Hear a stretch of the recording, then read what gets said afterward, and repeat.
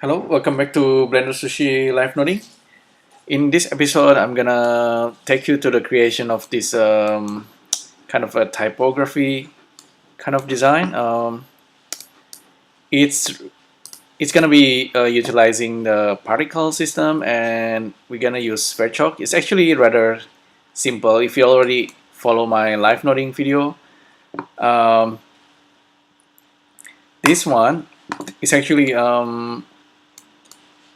it's using mostly particles, and you set it up using, I think, 70% you just use Blender, and then Sverchok will generate this kind of a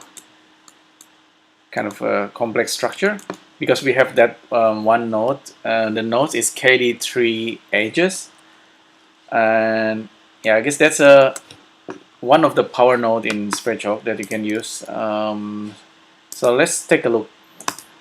What I like about this is actually the with particles working with Sverchoks, you can take advantage of particle instancer and the fact that particles also kind of work in, it's using time, and it's also using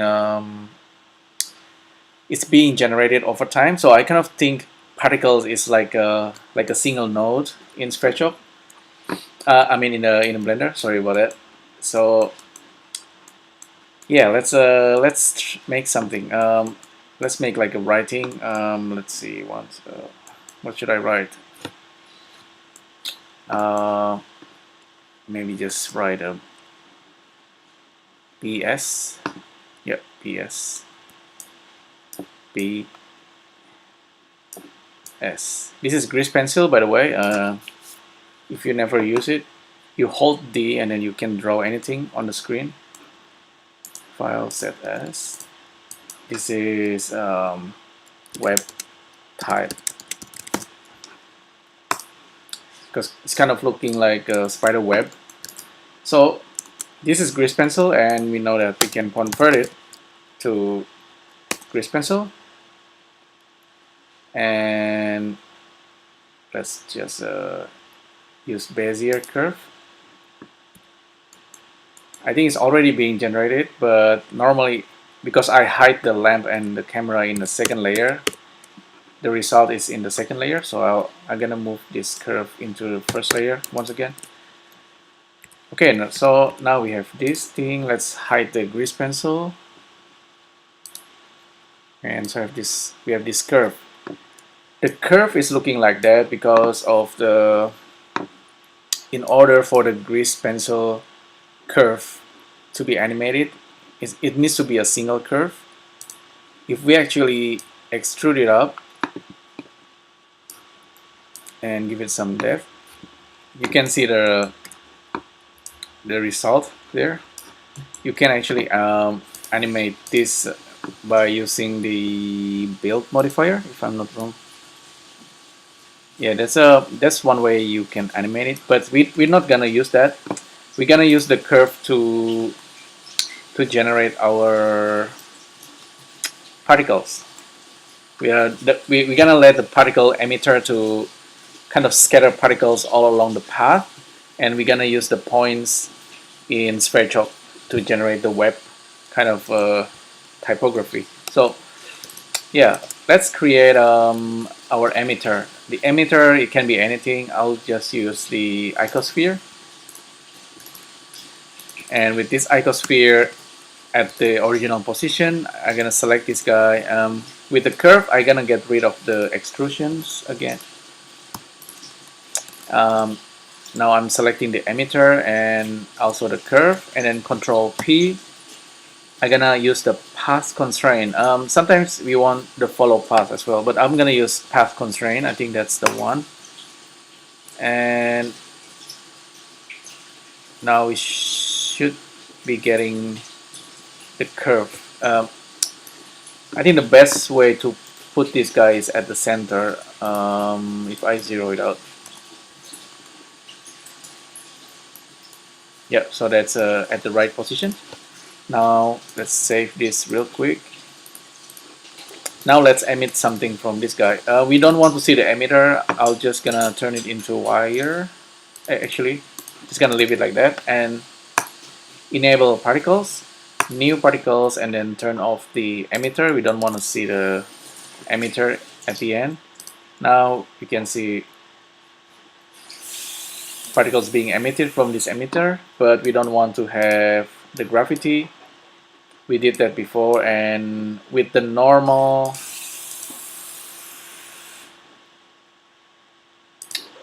we have maybe just a little bit, and with emitter just slightly resize it. So now we have this kind of motion, which is pretty cool.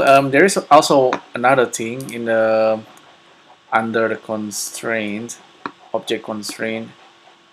Apparently we can use the curve radius here, and curve radius is it's related to the grease pencil itself. When it was being drawn, you see how the particles, when when the curve radius is 0, it's actually still drawing the particles, but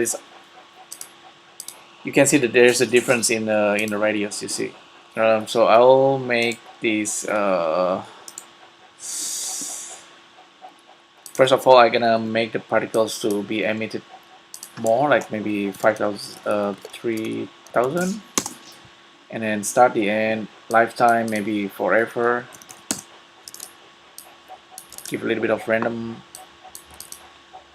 and let's it to be emitted from the volume. Random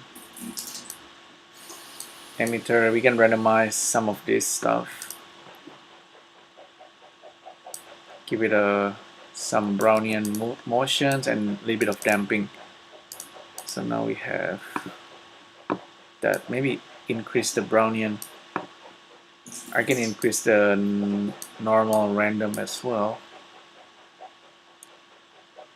So we have that PS being written. Maybe the particle needs to live a little bit longer. 300 here, and then we should be good.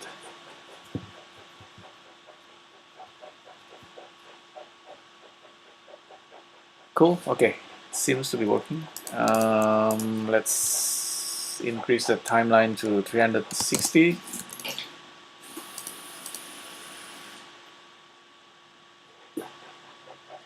If I'm not wrong, we can also adjust the curve radius from edit mode here. So I'm selecting the curve points and set curve radius to just increase it a little bit, something like that.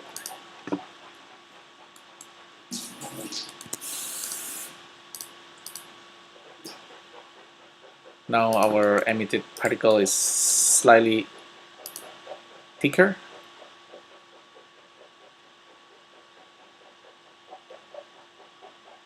Although it seems to be affecting the connecting lines as well.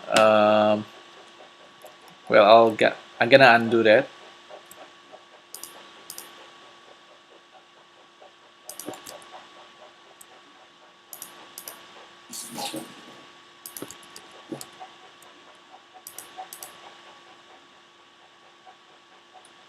Maybe I'll just use more like a normal there. So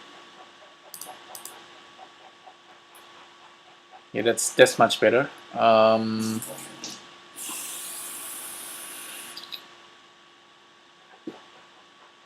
Okay, cool. That's much better. Save it. Now we can use these particles inside Sverchok. Just go to Compositing. I'm still not quite sure what we're gonna do with the in-between lines, but that's okay.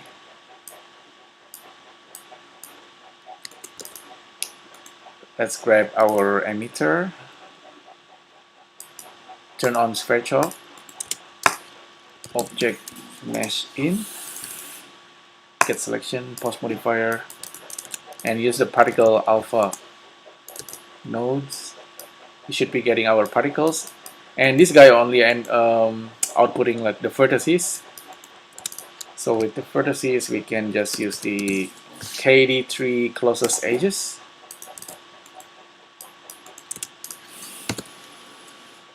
Yep, just plug this guy in and viewer draw,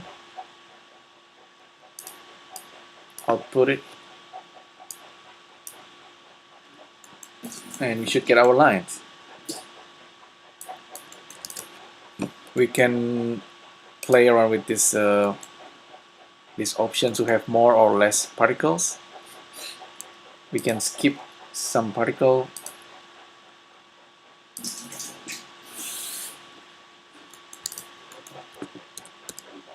Yeah, I think that's actually almost pretty much, we're almost done here. It's just a matter of maybe retouch, adding refinement. Perhaps the particle is still too even, so we can use turbulence. The fact that particles itself is pretty much live, it's really useful, especially when you use it with Sverchok and animation nodes. So yeah, that's the turbulence. Let's increase the strength and the size and the flow and noise. And you can see the points being pushed by the turbulence. Maybe the turbulence is too much, but that's probably alright.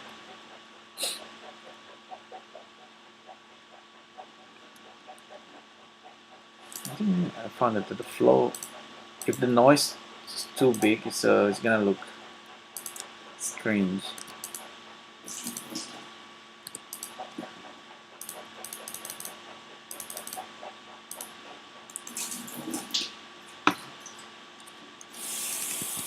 Let's restart the simulations and then, yeah, let's have a look.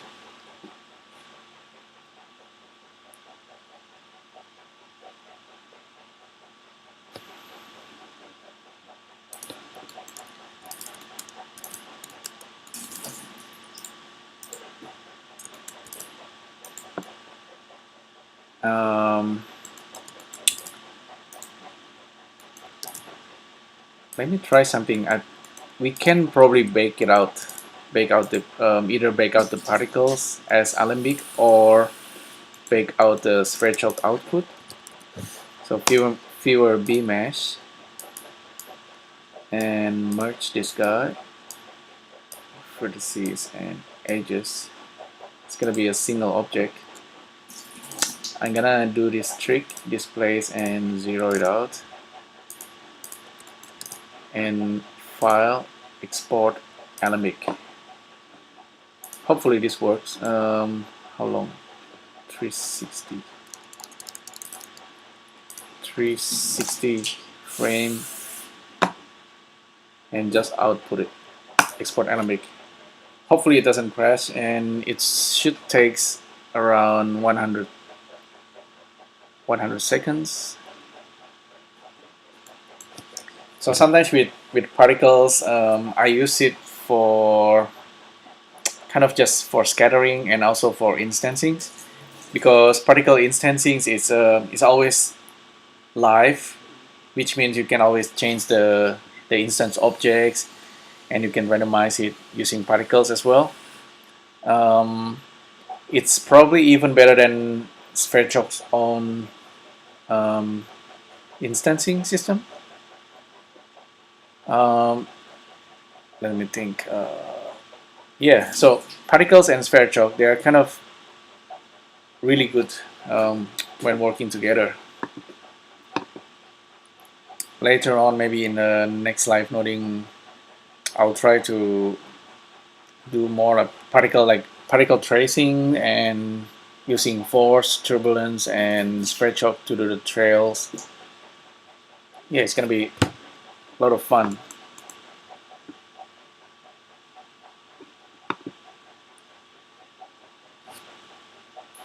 Yeah, hopefully this doesn't take too long time. I could open another Blender, but maybe just leave it. Well, maybe I shouldn't do the baking. If I stop it, it won't give any result. But the result of this is gonna be like a bake mesh that you can use it in another file, and it's gonna be a lot faster, and you can scrub on it. Yeah, I'm probably gonna give the final output. Gonna give it as a demo, but with the technique is pretty much done here. Yeah, so it's a you need to be more familiar with Blender particle itself and with the Sverchok, of course.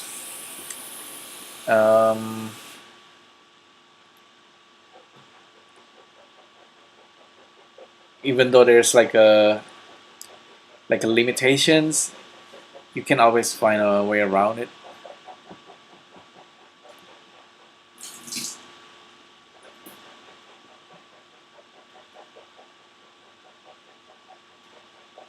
Well, I guess I just gonna cut the live noding here. If you have any question, you can leave it down below in the comments, and I guess I'll see you in the next video.